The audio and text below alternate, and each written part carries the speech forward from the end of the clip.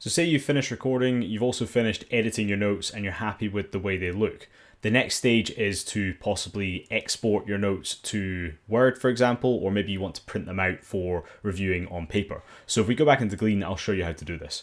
So if we're back in Glean here, if you are happy with the notes, hopefully they look better than these notes here, but this is just an example, obviously.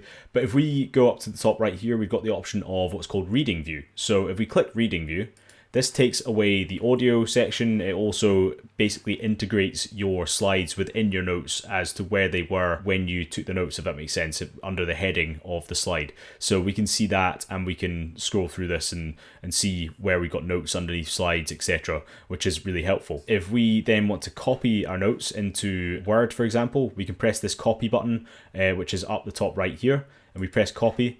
And now we open up our empty Word document here, and we just press Control V, and now all of our notes are automatically copied into here, and we can edit them if we want to. We can delete that slide if we wanted to. We can add to text to this heading if we want to. Good way to export your stuff into Word, for example. So if I close this down now, you can see now there's also the option to actually print directly in Glean. You could obviously print out from Word if you wanted to, but you can also print directly from Glean, which is helpful as well. And that's how you export your notes after you've created them.